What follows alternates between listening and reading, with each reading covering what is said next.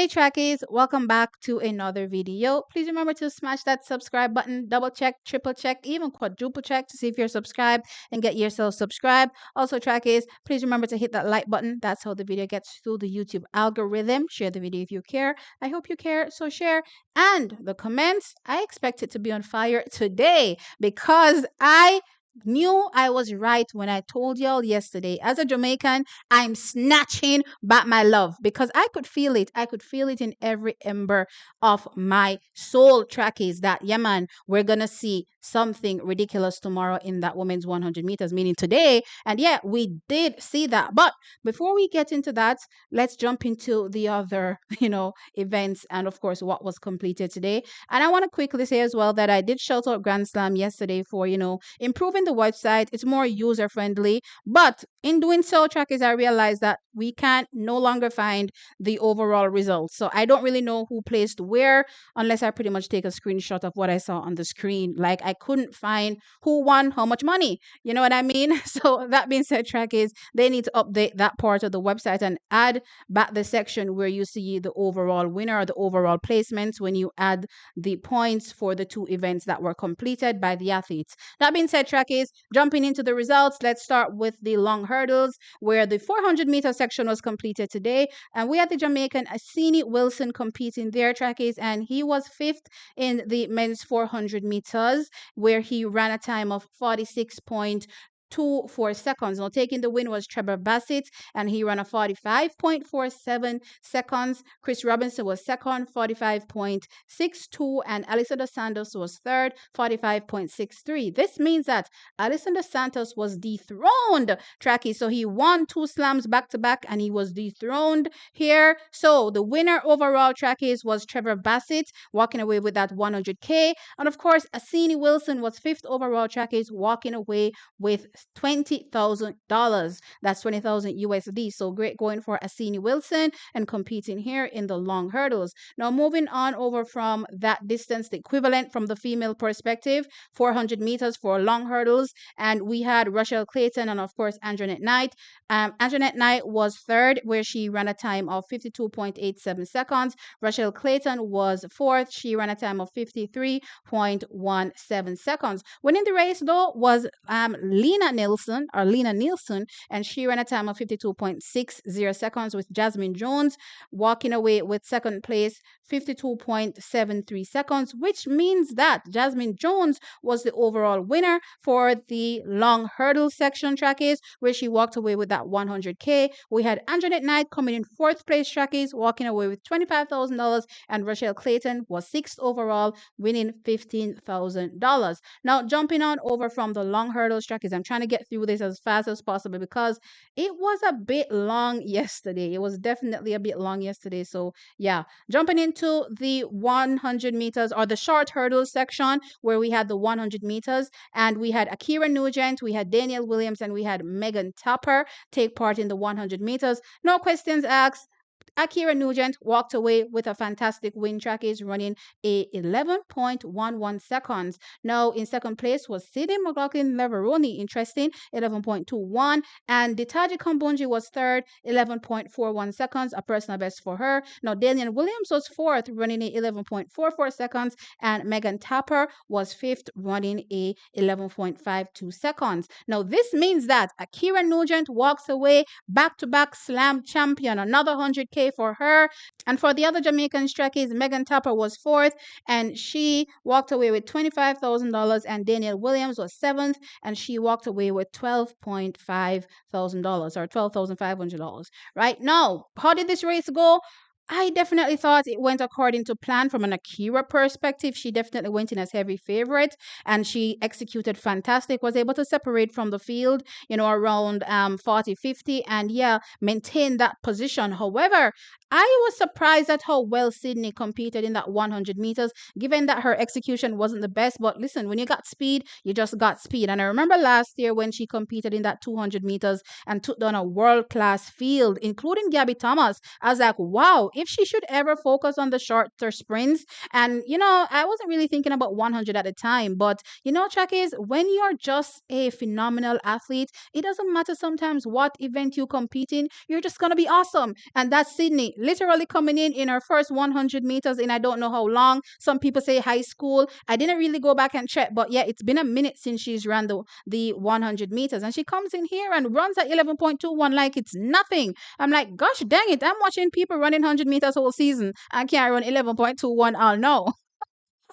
What a fantastic performance from her. But yeah, Chuck is it wasn't the best performance I think from a Daniel Williams. I was definitely expecting her to be a bit more up there, given the fact that in Kingston she walked away with the 100 win, taking down an Ackera Nugent, even though I thought Ackera would have taken the win there. But yeah, didn't think it was the strongest for her. But Chuck is, given the times, it was a season's best and a personal best for Grand Slam for her. So clearly much better than what she did in Kingston. And it's the same thing for a Megan Tapper. I think running in and around the same time she ran when she competed in Miami. Though, as I said, the Miami, me and the track did not really, agree. But that aside, I think fantastic running from these particular athletes. And yeah, the money do all out, money give out already. Now, jumping on over from the short hurdles, let's jump into the long sprints for the women. Now, they ran the 200 meters today, trackies, and clearly the big talk is what will happen. Marlady Paulina versus Salwa Eid Nasa. Salwa Eid Nasa got disqualified yesterday, and I got to look back at the race, and actually what happened is that she veered over into Nikisha Price's lane. I did see that yesterday, but I'd never said which lane she was in, so she veered over actually on the inside, which means that she's actually running a shorter distance. Yesterday, I actually thought she was running a longer distance, so that's why I didn't make that clear. But yeah, a clear disqualification based on rules. You can't run on your inside. It's a shorter distance, so it makes sense. But I kind of wanted to see what would happen with her, coming back in this 200 meters. And track is, boy, when I tell you, My Lady Paulina ate that bend. So she walked away with the win, running at 22.46 seconds. Track is crazy, crazy run for her. Isabella Whitaker was second. She ran at 22.82. And Jessica Bai, she ran at 22.85 seconds. Now, Nikisha Price, our lone Jamaican here, was fifth in the 200 meters, where she ran at 22.96. What I will say for Nikisha is that she had a pretty strong first 50, but then she got swallowed up, coming off the bend. And yeah, all the other athletes pretty much had a stronger finish than she did, or stronger last 150, you would say, than she did, even though I think her first 50 she really got out of the blocks, leading everybody, I thought, for sure. And I was expecting it to really trend in that direction, but I'm not complaining. I'm still happy with her progress and what I'm seeing from her, and she's definitely getting back up there and competing strongly against, as I said, athletes that will be competing for medals when we head to the World Championships for 2025. Marlady Paulino, as I said, really strong run from her, but I don't necessarily think it's anything outside of what we expect. The problem is that Salwa Eid Nasa over the last few meetings has not been competing as strongly. She was fourth here in the 200 at 22.90, and we definitely know she's faster than that. Not sure what's happening. Maybe she's in a training block. Not sure what's going on, from a Salwa Eid Nasa perspective. But I believe that if we're able to see Salwa run her best against a Marlady Paulino, I definitely think it's going to be a closer competition and much more competitive than what we're seeing, at least for the moment. That being said, that's what happened in the women's long sprint. All right, so Chakis, I'm not sure if I told you how much Nikisha Price won. So let's jump into that before I, talk about the men's, long sprints. So she was third overall, Chakis, where she won $30,000 for herself. So good going for Nikisha Price. She's definitely moving up the order as it relates to competing here for Grand Slam. Love seeing that.